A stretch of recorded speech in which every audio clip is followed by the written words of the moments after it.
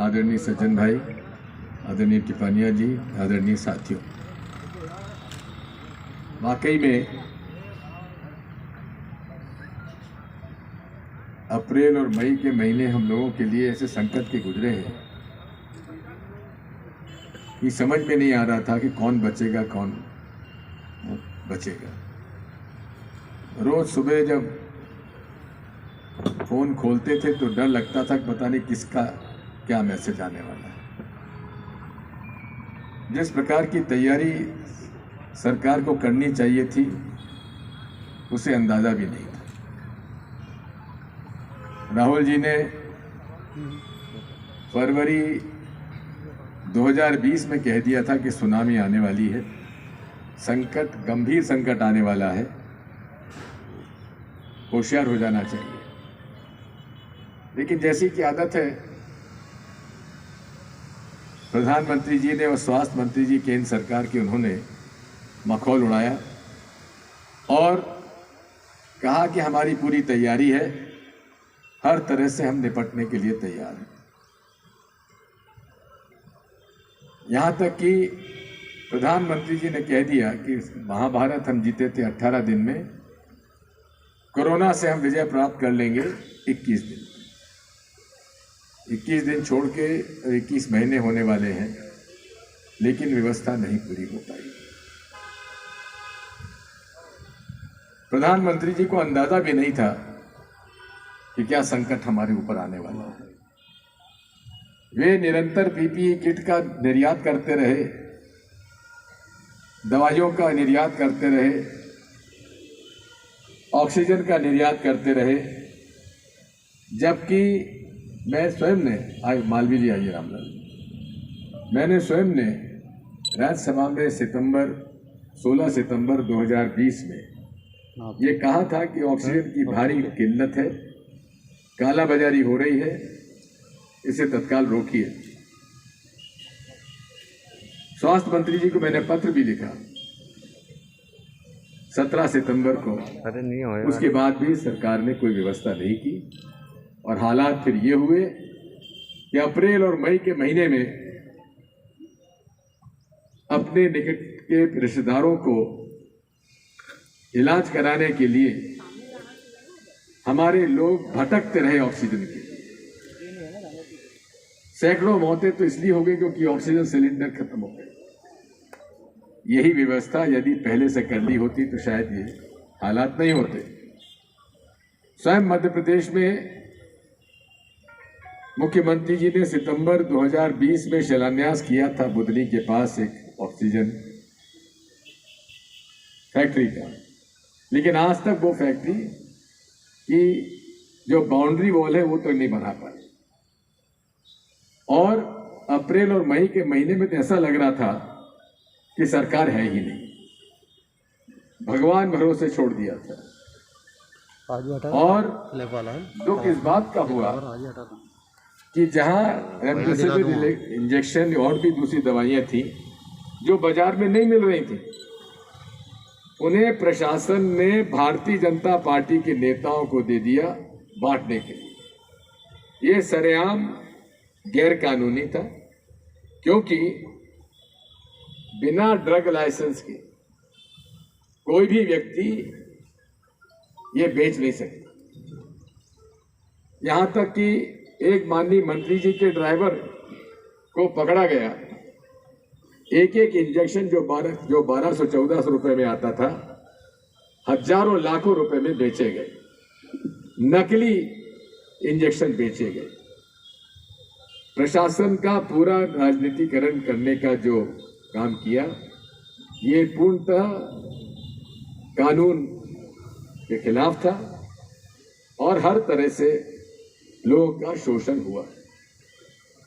साथियों, अभी लॉकडाउन तो खुल गया है, लेकिन कोरोना समाप्त नहीं हुआ है। पिछली बार भी ऐसा हुआ था, लॉकडाउन के वजह से कोरोना के प्रकरण कम आए, लेकिन जब आना शुरू हुए तो फिर लाखों में आए। और अब फिर लॉकडाउन खुला है, लोग समझ रहे हैं कोरोना समाप्त हो गया, ये मत समझिए तीसरी वेव आ सकती है। इसके बारे में अनेक हमारे डॉक्टर्स ने सचेत कर दिया है। मास्क पहनिए, मास्क नहीं पहनना आपके लिए भी खतरा है और सामने वाले जिससे आप मिल रहे हैं उसके लिए भी खतरा है, क्योंकि ये संक्रामक रोग इतना खतरनाक है कि आप यहाँ बैठ गए, किसी से आपने हाथ मिला लिया और उसको अगर है तो फिर आप अपने आप को नहीं बचा सकते। और इसमें विशेषकर जिसको डायबिटीज़ है, हार्ट प्रॉब्लम है, उनको दमे की शिकायत है, उनको तो और ज़्यादा खतरा है। इसलिए मास्क निश्चित तौर पर पहनिए। बड़े बड़े आयोजनों में जाने की आवश्यकता नहीं है। और आखिरी में वैक्सीन अपने आप को जरूर लगवाइए, दोनों वैक्सीन लगवाइए, 1 डोज और 2nd डोज। हो सकता है थोड़ा सा उसमें आपका हाथ बदन दर्द हो, हाथ पांव दर्द हो, बुखार भी आए, लेकिन घबराने की आवश्यकता नहीं। लेकिन जितने भी प्रकरण में देख रहा हूं वही मृत्यु हुई है जिन्होंने लापरवाही की, जो घर में इलाज कराते रहे, जादू टोना कराते रहे, उन लोगों को हानि हुई है। क्योंकि जब हालात बिगड़ जाते हैं हम अस्पताल ले जाते हैं, तब तक लंग्स में वो बीमारी पहुंच चुकी है और उसके बाद फिर वहां से वापस लौटना कोई आसान काम नहीं है। इसलिए लापरवाही बिल्कुल ना करें। दूसरा, RT-PCR टेस्ट भी नेगेटिव आता है। मैं जानता हूं 2 हमारे वरिष्ठ नेतागण जिन्होंने 3-3, 4-4 बार टेस्ट कराया, नेगेटिव आया, लेकिन लंग्स अफेक्ट उनके हो गए थे। इसलिए ये बिल्कुल आप, अगर आपको थोड़ा सा भी अंदेशा है तो CT स्कैन करा लीजिए और CT स्कैन करा के पता लगा लीजिए कि आपके लंग्स में ज़्यादा तो नुकसान नहीं हुआ। ये सारी बातें हैं, इस पर हमें ध्यान देने की आवश्यकता है। जिन लोगों की कोरोना से मृत्यु हुई है, मोदी जी ने मार्च 2020 में कह दिया था कि 4 लाख रुपए इनको दिए जाएंगे, लेकिन जैसा मोदी जी के साथ हमने देखा कि वे निर्णय पहले करते और उसके बारे में सोचते बाद में। निर्णय कर लिया 4 लाख रुपए देंगे और जब उनको लोगों ने कहा साहब बहुत खर्चा हो जाएगा तो उन्होंने उसको पलट दिया। सुप्रीम कोर्ट में जब PI लगा तो उन्होंने कह दिया हमारे पास पैसा नहीं है, हम सबको मुआवजा नहीं दे पाएंगे। अरे आप 20,000 करोड़ प्रधानमंत्री निवास, उपराष्ट्रपति निवास, नया parliament, central Vista project Delhi में बना रहे हो, वही अगर आप अभी रोक कर ये सारा पैसा अगर मुआवजे में दे दो तो सारे लोगों को मुआवजा बड़ी आसानी के साथ दिया जा सकता है। सुप्रीम कोर्ट की फटकार पड़ने के बाद आज वो तैयार हुए हैं।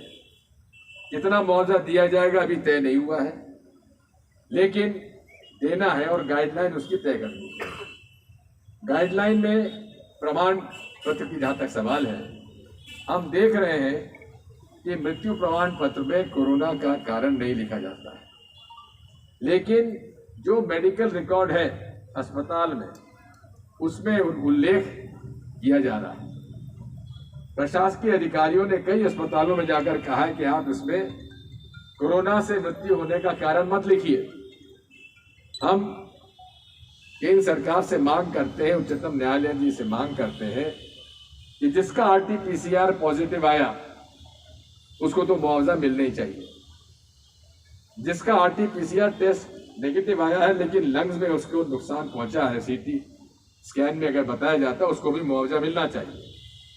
तीसरी बात यह है कि सस्पेक्ट कोविड का भी अगर उल्लेख मेडिकल टेस्ट में है, उसका जो ट्रीटमेंट है वो ट्रीटमेंट में अगर कोविड का ट्रीटमेंट दिया गया है तो उसको भी मुआवजा मिलना चाहिए। हमारे मध्य प्रदेश में भी 1 लाख रुपए का मुआवजा देने की बात की है और वो भी केवल 1 अप्रैल